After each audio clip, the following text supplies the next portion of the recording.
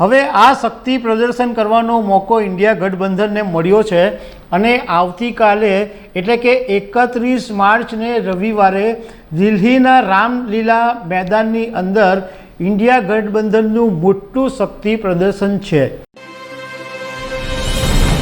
નમસ્કાર દર્શક મિત્રો, લોકસભા 2024ની ચૂંટણી પહેલાં પ્રધાનમંત્રી નરેન્દ્ર મોદી સત્તામાં નહીં આવે, ભાજપ સત્તામાં નહીં આવે, એના માટે લગભગ 28 જેટલા વિપક્ષોએ ભેગા થઈને એક ગઠબંધન બનાવેલું છે અને એનું નામ છે ઇન્ડિયા ગઠબંધન।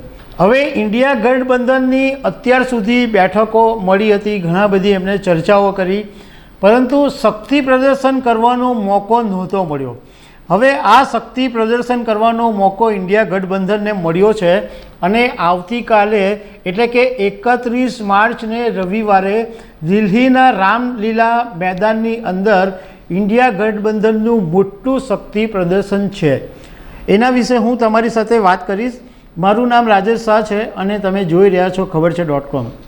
દર્શક મિત્રો, લોકસભા 2024ની અંદર વિપક્ષને મજબૂત કરવા માટે આજે ઇન્ડિયા ગઠબંધન બનાવવામાં આવ્યું છે અને ભાજપને ટક્કર આપવાની વાત કરવામાં આવે છે, પરંતુ અત્યાર સુધી ઇન્ડિયા ગઠબંધનના બધા નેતાઓ શક્તિ પ્રદર્શન કરવા માટે ક્યાંય ભેગા નહોતા થઈ શક્યા।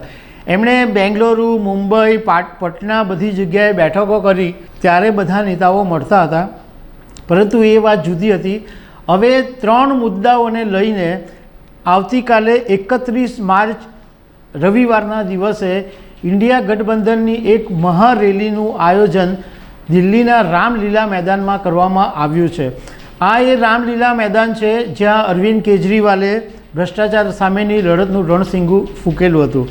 હવે આ જે 3 મુદ્દા છે એની અંદર એક મુદ્દો એવો છે કે દિલ્હીના મુખ્યમંત્રી અરવિંદ કેજરીવાલની જે ધરપકડ કરવામાં આવી એની સામે લડત આપવી।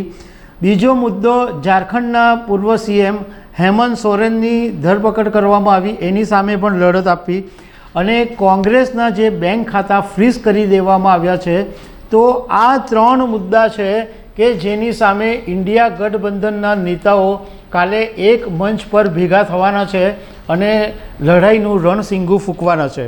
આ એ લોકોના માટે શક્તિ પ્રદર્શન કરવાનો એક સૌથી મોટો મોકો છે। હવે આ જે ઇન્ડિયા ગઠબંધનના નેતાઓ છે એમાં ઉદ્ધવ ઠાકરે આવશે, આદિત્ય ઠાકરે આવશે, શરદ પવાર આવશે, કોંગ્રેસના નેતા સોનિયા ગાંધી આવે એવી પણ સંભાવનાઓ વ્યક્ત કરવામાં આવી છે। મલ્લિકાર્જુન ખડગે હાજર રહેશે, રાહુલ ગાંધી હાજર રહેશે, અખિલેશ યાદવ હાજર રહેશે અને ટીએમસીના એક નેતા હાજર રહેશે।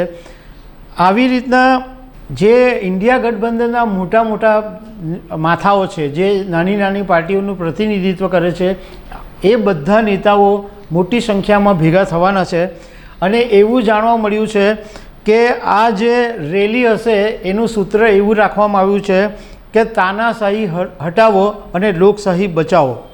21 માર્ચે અરવિંદ કેજરીવાલની ધરપકડ થઈ અને ત્યારથી આમ આદમી પાર્ટીએ વિરોધ શરૂ કરી દીધો હતો અને કેન્દ્ર સરકાર દમન કરી રહી છે અને એવી બધી વાતો કરી હતી અને આ ભલે ઇન્ડિયા ગઠબંધનના બેનર હેઠળ આ રેલી યોજાવાની છે, પરંતુ જે તૈયારીઓ છે, જે રેલી માટેની તૈયારીઓ છે એ બધી આમ આદમી પાર્ટી પોતે જ કરી રહી છે અને પૂરજોશમાં તૈયારી ચાલી રહી છે અને પોલીસે આ વખતે રામલીલા મેદાનમાં ઇન્ડિયા ગઠબંધનની રેલીને પરવાનગી પણ આપી દીધી છે।